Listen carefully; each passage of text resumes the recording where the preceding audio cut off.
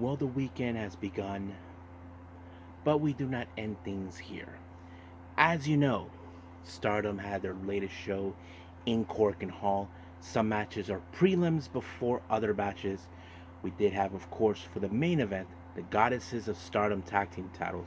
God's Eye members Saki Kashima and Suri take on Hates, Tekla, and Momo Watanabe. The real question is, can God's Eye reclaim the belts that they were stolen from them thanks to the treachery of Konami? Well, we just have to wait and see.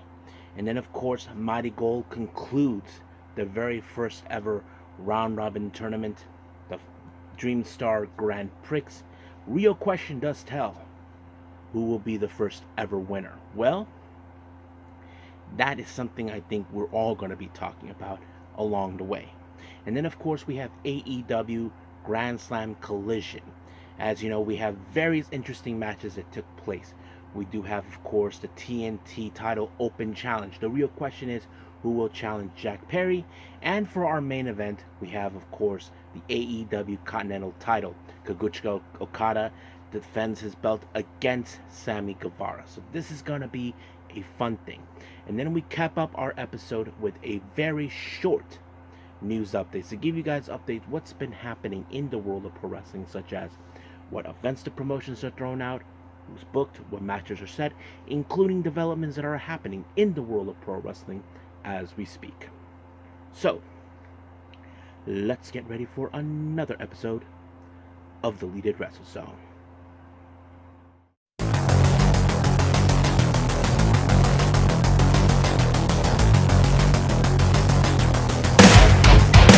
Are you ready? Get up, get up! Get up, get up! Get up, get up! Get up, get up! Get up, get up! Get up, get up!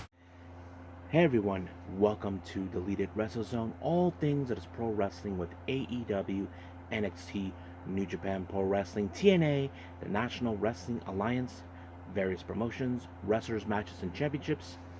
I am your host, J-Rod here. So, if you are new to the channel, welcome. This is the channel where we do a lot of pro wrestling reviews from various promotions, not only here in the United States, but also in Japan, Mexico, Canada, Europe, the UK, anywhere in the world where pro wrestling is not as big, but it continues to grow. We also, of course, do discussion videos where we talk about various topics such as the wrestlers themselves, the promotions, factions, storylines, whatever we want to talk about. We also, of course, do more news updates. If certain information was unable to be on this episode, I can put it either on the next episode or on a separate video by itself. We also, of course, do real-timing news updates to keep you guys on alert if something has happened in the world of pro wrestling that needs to be addressed ASAP. We also, of course, got the Unagi Sayaka Watch and various other cool wrestling content as well. So if you like what you see, please subscribe to us or click on that subscribe button. You'll be getting a lot of daily reviews and other cool wrestling content as well. But if you like this episode, please give us a like on the like button or a nice comment in the description down below. Now, it's time to We Will Rock You. So, let's begin with our very first review. It's with Stardom.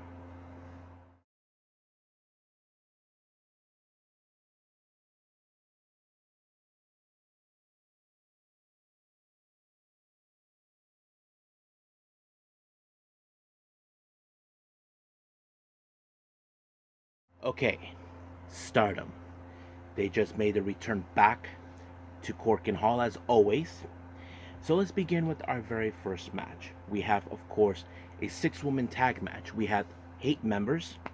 Azusa Inaba, Rina, and Konami taking on Cosmic Angel members Aya Sakura, Yuna Mizumori, and Natsupoi. Now remember, we do know that in the following day, of course, for New Blood, Aya Sakura is going to be challenging for the Future of Stardom belt, which is Rina's current title. So this is a prelim of that. So the real question is, how will this match build up a momentum? As you know, Hate has been nothing but problems, using dirty tactics to ensure the win. However, none of that helped out for them because it was Natsupoi who picked up the win with the fairy gift just onto Inaba, and just like that, it was over. But of course, Sakura actually gave her a piece of her mind because, of course, of their upcoming title match. So we'll see what happens until then. Our next match, we have Hanako versus Momo Kogo. So basically, this is where we see now how Hanako has developed. Now remember, last month she took a 1 month excursion, wrestling all over the states. She even trained under Shinsuke Nakamura, learned that submission move. So that kind of plays out. But of course, Momo, we know that she has been trying to grow to get her big win, but unfortunately, that very deadly submission move that she learned from Shinsuke Nakamura was just too much. Momo had no other choice but to tap. Now our next match, we have a three-way tag team match, I believe. We have God's Eye members Rana Yagami, Tomoka Inaba, Hina, and Lady C. So basically, it's a quartet in a three-way, I think. We have EXV members Rian, Waka, Zena, and Mina, and of course we have Neo Genesis, Miyu Amasaki, Zuzuki, Starlight Kid, and Mei Sita. So that kind of sets it up right there for everyone, because as you know, there's nothing too significant of this match, but however, I think there are some parts of old wounds that kind of like are still there. Remember, we have Lady C and Hina currently in God's Eye, but while we do know Azumi and Amasaki are current in Neo Genesis after they were kicked out of Queen's Quest, I think there's still some old feelings there. But however, you probably would have thought that EXV were going to have been the winners of this, but no, Hina was able to pick up a win when she applied the ghetto clutch onto Amasaki, giving her a very straight up win. So basically, you're seeing in a perspective who will be the person that will finally be the one to defeat Rina for the future belt. So we pretty much are like, it's like establishing, okay, which one of these two are going to be the next to challenge Rina if she retains the belt. So that's something we're definitely going to be seeing. Now our next match, the other members of Hate consist of Raka, Sayakami Tani, Natsuko Tora take on Cosmic Angel members Sayaka Kurara, Sayuri Anu, and Tam Nakano. Now remember, there are still some long-standing rivalry between both these factions. Don't forget, it was Tam who defeated Natsuko Tora to reclaim the red belt that she never officially lost. But this time, there's a side that you don't see. Sayaka Kurara, as you know, has a bit of a soft spot for one particular person, and that person is Sayakami Tani. Now, some of you may question why. If those who know this, Sayaka Kurara made her debut last December in 2023, and her debut opponent was Kamitani. So basically, she's trying to get to her in a way to tell her to snap out of this, from this whole hate thing.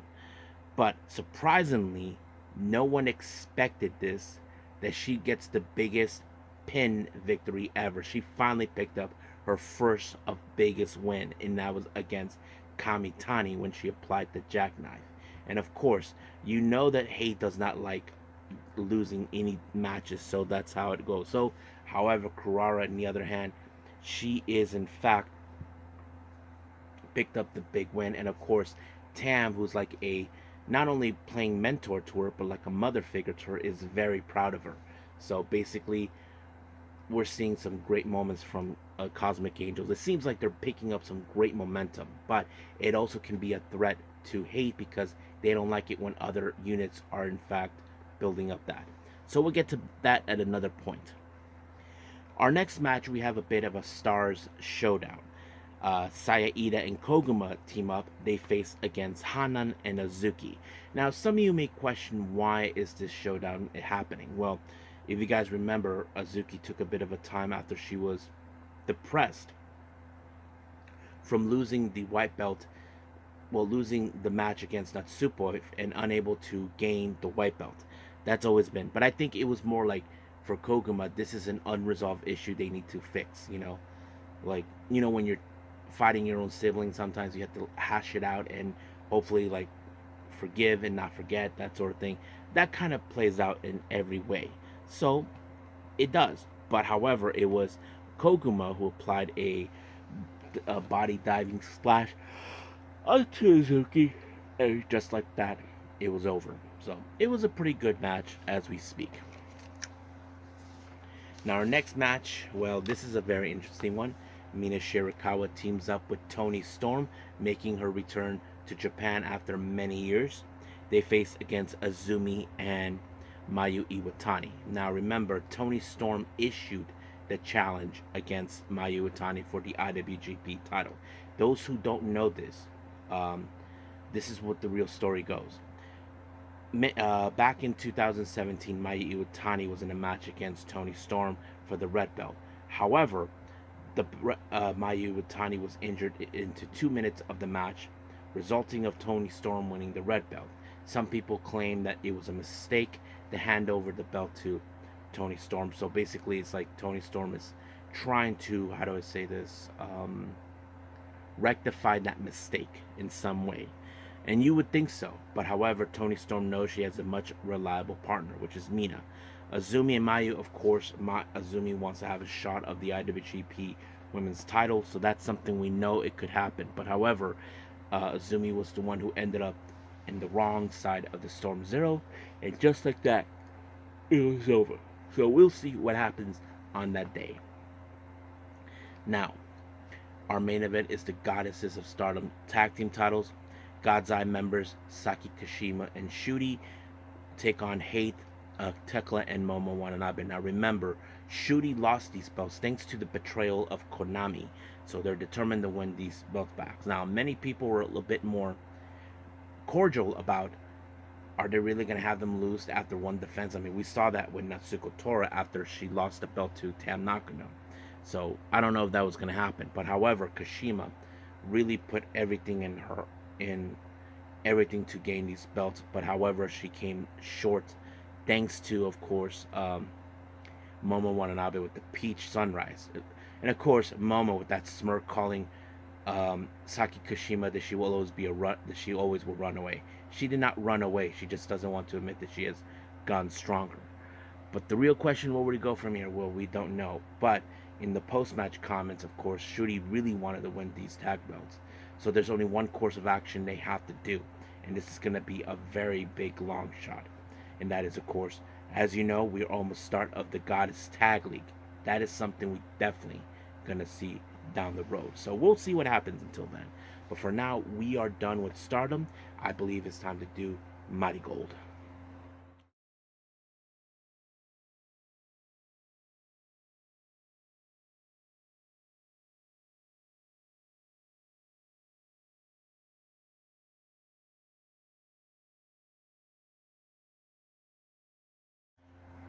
Okay, Marigold, the finals of the Dream Star Grand Prix, their very first round robin tournament has now finally come to an end. The real question is, who was going to walk out as the winner? Who will be the first ever? Well, that's a good question. Now, let's begin with, of course, the Dream League. First match, we have Chika Goto versus Natsumi Shozuki, our current Superfly champion. I'm not going to say that this was a good match, but I have to say it was a very interesting one. As you know, Chika Goto did not have a strong presence. I mean, she was able to pick up her first 2 points after defeating her tag partner, Koiki, and however, that did not do any well for her until Shozuki applied the double diving knee drop, and just like that, she gained her next 2 points with 7. However, these two did not make it all the way to the finals. Our next match, we have Nori versus Victoria Yuzuki. So you would think this is going to be an interesting match. Now we know Nori has been a very impressive wrestler since the tournament. I think many people underestimated her ability, even though she is not a Marigold member of the roster. But it was Victoria Yuzuki who picked up a good win when she applied the Rolling Star, giving her her next 2 points with the total points of 5. However, Nori remains with 8, and none of these two actually advance in the tournament, so that kind of sets it up right there. Our next match, we have Nagisa Nozaki versus Mirai. Now, I can tell you, this is the kind of match it gets a little bit hectic due to, of course, Nozaki becoming a heel. She decided to take this fight outside of the ring in order to soften up Mirai. However, this match ended in a double countout after 12 minutes and 10 seconds. This match, they ended with 8 points. As I said previously, they do not go into the end. However, this next match, it was a very impressive one. We have Koiki Amari taking on Utami Ayashida. Now, of course, many people have their high hopes about Utami because recently we know she has suffered a couple losses along the way during the tournament. So we didn't know how this was going to play out, but luckily she was able to pick up the victory when she applied the German suplex, and just like that, she won. However, Kyoki remained at 8 points, but because of this win, Utami Ayashida gained the total of now 10 points. That allowed her to proceed to the next round in the finals. So the real question is, who will win, of course, the Star League? So let's start out with that one as well. Our first match, we have Kizuna Tanaka versus Chiaki. Now, of course, Chiaki, you all know, she's a bit of a dirty player. She does dirty tactics. She will do whatever it takes to ensure this match ends in her favor. However, you have Kizuna Tanaka. We know she's talented. We know she's gifted. She's a second-generation wrestler like her parents. However, she was the only one in the tournament in her block that did not gain any points. But the real question is, even though she does not have a long shot to win the tournament, can she finally put points into the board?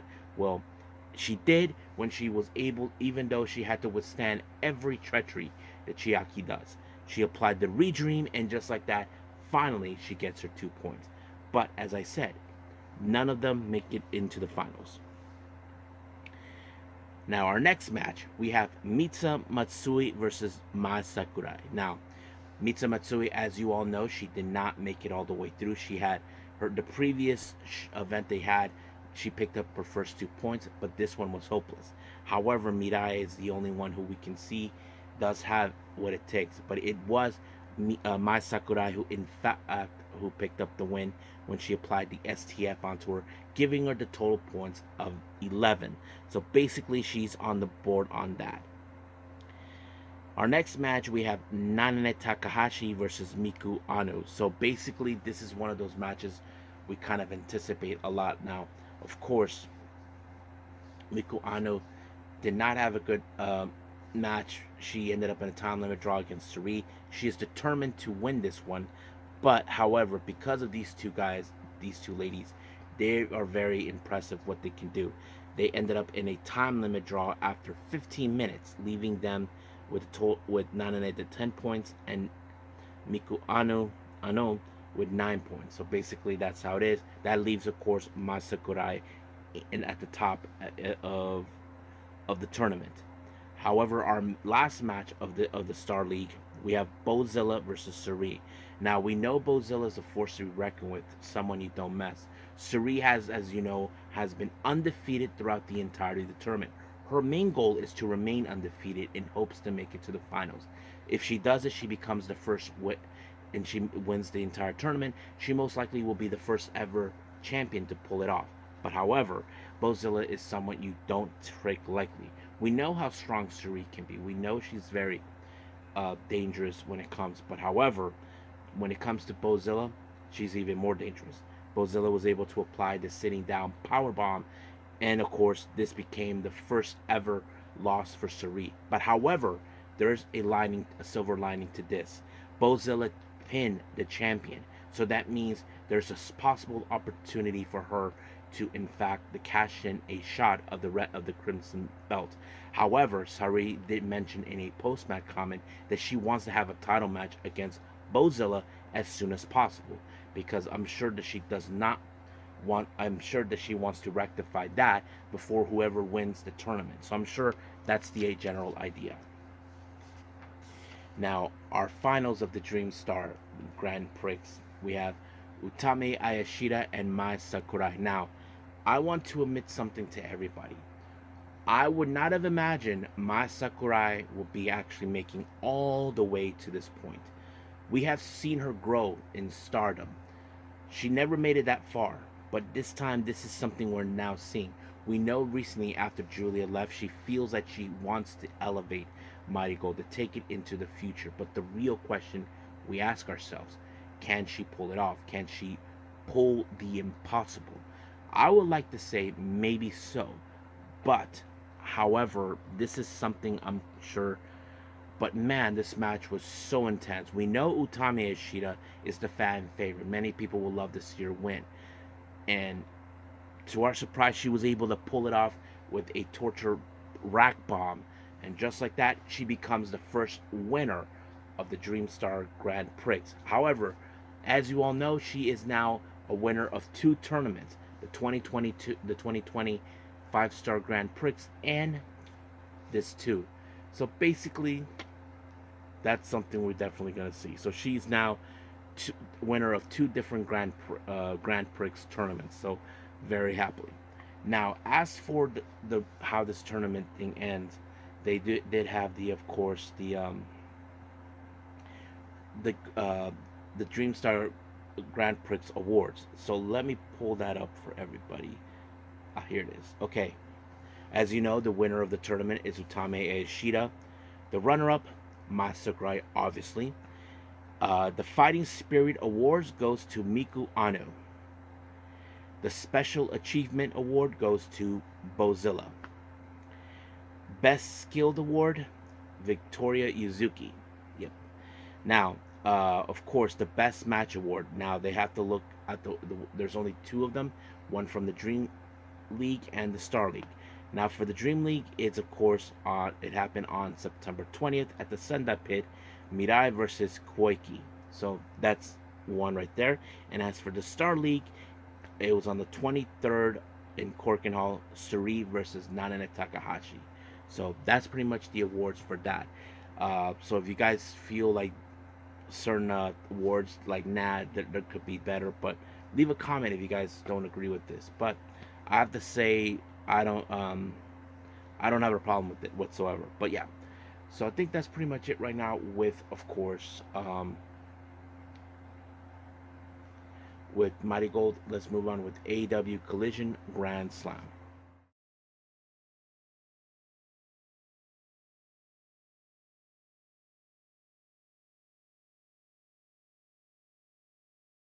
Okay, AEW Collision Grand Slam. Now, our opening match, we have the Saraya's Rules match. We have Saraya versus Jamie Hayter. Now, since Jamie Hayter returned back in All in London, England, in Wembley Stadium, she's been targeting Saraya due to the fact that Saraya was responsible for putting her out of action last year, and now she gets her revenge. Now, Saraya has been doing whatever it takes to, of course, avoid her, not to be in a confrontation with her. But then she finally had enough of her for getting involved, so she decided to try to deal with her once and for all. Now, some of you may question, what the hell is a Saraya's Rules match? Well, it's kind of like a hardcore match or such. I mean, there was a lot of toys, like tables, uh, whatever plunder they can find, hurt each other. That did not work, and not to mention, Harley Cameron tried to get involved, but she ended up going through a table, all thanks to, of course, Jamie Hayter. But in the end, it was, of course, Jamie Hayter with the Hayter raid onto Saraya to pick up the win. But the real question I asked myself for this one, is this finally the end between those two? Well, we'll just wait and see as we go. Now, our next match, we have, of course, the conglomeration consisting of Kyle O'Reilly, Mark Briscoe, and Orange Cassidy, once again continuing with their bitter rivalry against the Learning Tree. Brian Keith, Big Bill, and Chris Jericho. It seems that their rivalry is a never-ending story. Basically, you would think that somehow someone has to walk away. But however, it was, of course, Mark Briscoe that ended up on the wrong side of a chokeslam by Big Bill and put through a table. However, Chris Jericho was the one who picked up the win to pin them. However, this also puts in a very predicament for Mark Briscoe. As you all know, He is the current ROH World Champion. So basically, Jericho can cash in an opportunity for the ROH World title. So the real question is, will he do it? Well, I'm sure we probably will see it. Now, this next match, if you guys saw what happened on Rampage, what the hell was Action Andretti thinking? I don't know what he was thinking. It was kind of stupid that he decides. We know he's pissed, we know he's frustrated, but it doesn't give him the right to throw a water bottle to Brody King and try to pretend that everything's gonna be okay. Nope, nope, nope, nope. Of course, Brody King is not gonna show him no goddamn mercy because he should have known better not to piss him off, but he did. And of course, he ended up being cannonballed by Brody King, giving the win. And of course, Brody King left, passed by Leo, Layla, and of course, Top Flight with a smirk on his face. However, Top Flight, Leo were attacked by the Righteous and Lance Archer. So basically, that kind of goes out its own way. So we don't know what's going on, but we will see what happens down the line. Now, the scapegoat, Jack Perry, with his stupid remarks, he wasn't too sure or he was not too concerned who was going to be because he doesn't prepare himself. But however, the one person I don't think he was ready for was Katse ni Nare. That's right, Murder Grandpa showed up. I'm sure Jack Perry did not anticipate this because I'm sure he was thinking this was going to be an easy challenge. But nope. Murder Grandpa, you know him. If you hit him hard, he likes you. But if you don't, you're just a weakling. But of course, Jack Perry would do whatever it takes to win. And he was able to win by countout because he made sure that Minoru Suzuki stays down. However, he may have won the match by countout. But, however, he decided to finish him off once and for all until the wrestler Katsuyori Shibata showed up to the rescue. I'm sure Jack Perry is not going to be too thrilled with the fact that Shibata entered to this phrase to save him and get involved. Well, I wouldn't be surprised if Shibata challenged, of course, Jack Perry for the belt. So that's something we could see. Now, this is the most awkward match ever. We have the AEW World Trios Championship, Pac, Claudio, but the real question is, will Wheeler Yuta showed up? Well, it looks more like he didn't, but he did. But he refuses to interact with Claudio and Pac. He was telling him, no, I'm not getting involved. He is still shaken up after what just happened. But however, he completely lost his temper at some point in the match. He submitted Isaiah and by using that thing and then submission. Then he completely lost control and then he walked out. Claudio and Pac think they might have turned him completely the way they wanted him, but completely he is not himself anymore. So I don't know if they understand the ramifications, what they put him through. So we'll see what happens with Wheeler Yuta. Our next match, we have a three-way match, Lucha Libre style.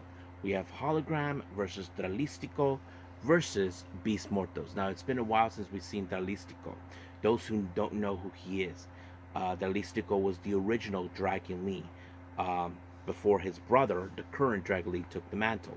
Some of you may question, why did he change his name to Dragon Lee? Well, the reason is this: he took the mantle of Mystico 2. When the original Mystico left, he was given the name. But now that, of course, Mystico's back, he decided to combine two of the characters he ever played, Dralistico into one, the Dragon and Mystico into the whole thing. So that's the whole thing. But however, you would ask yourself how this was going to be. Well, we didn't notice a moment between Dralistico and Beast Mortos that they need to get rid of Hologram, but things did not go well for them because Hologram was the one who picked up the one with the crucifix, and then all hell broke loose at some point. However, Rush decided to talk peace between Dralistico and, of course, Beast Mortos, and then Hologram attacked Beast Mortos, and it became a 3-on-1 scenario. And that's when, of course, we saw what was going on. It seems that Rush decided to bring back the band, a brand new La Facción Ingobernable, LFI. So that's something we definitely could see down the road. Now, we haven't seen Chris Statlander since AEW All Out. So we don't know what she's gonna do. But however, she feels that why is people still talking about Willow Nightingale since she's still lost? However, she hasn't made any clear indications what she's gonna do next. So basically, she is gonna call her shots when it's right. So we'll see where she goes from there. Now, as you all know, MXM Collective actually stole Max Caster jacket, decided to give it a makeover. So basically, they put on a fashion show, and then when they did unveil the new jacket, that's when Billy Gunn showed up. Well, he was playing Jans or Vons or whatever, and then of course, um, the Acclaimed showed up. So basically, they have some unfinished business with them by wrecking their little plans. Now, our next match is the Lumberjack match, Hangman Adam Page versus Jeff Jarrett. So, of course, people were going to use the whip or whatever, but Hangman got into scuffles with, of course, Juice Robinson and a few other people. But seems like he was able to pick up the win with the low blow and the dead eye, but later seems like he started a fight with Juice Robinson and the Guns. We don't know what's going to happen down the road. Our main event, AEW Continental Championship, Kazuchika Okada versus Sammy. What a match. I have to say Sammy has stepped up a little bit of his game, but yet he was no match for the Rainmaker himself, Kazuchika Okada, when he applied the Rainmaker, and just like that, it was over. So he retained the belt. So I think that's pretty much it with all the reviews. I believe it's time to move on with our last and final thing, news updates.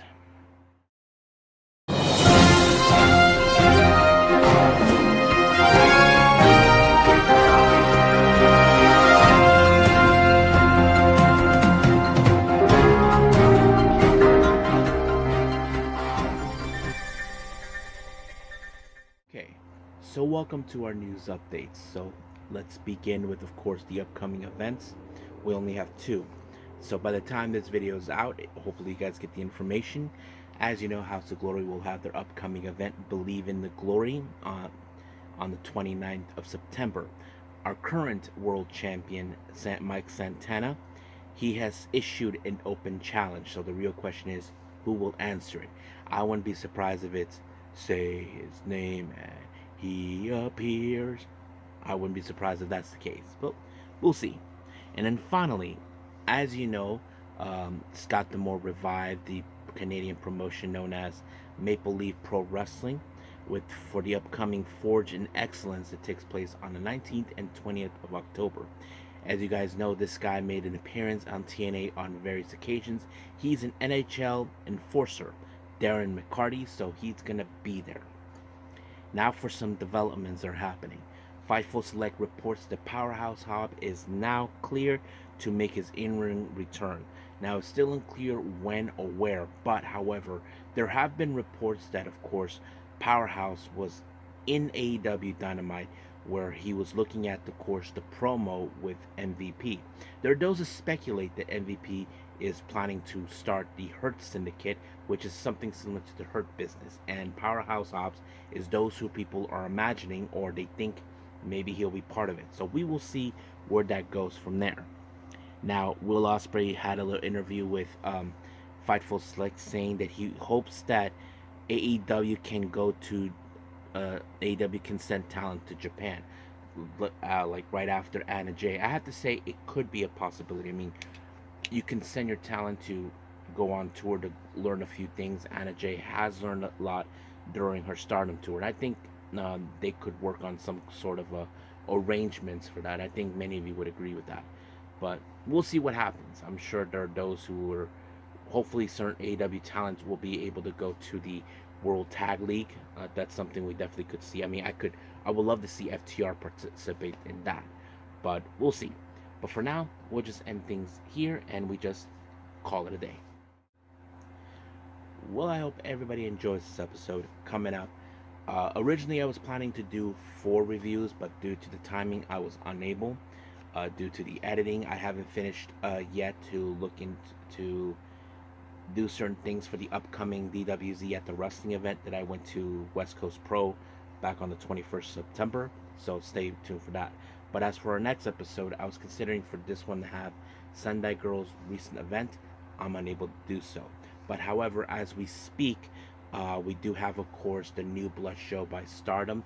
It does feature, of course, the Future of Stardom Championship. Aya Sakura challenges Rina. We will see what happens. So that's going to be a priority. But if there's any other events, we will see what happens. But for now, that's the plan, and this is how we're going to leave it. But until then, I will see you guys in the next DWZ time, same DWZ channel. I must bid all of you adieu. So, goodbye. Mwah. And have a nice day. Bang.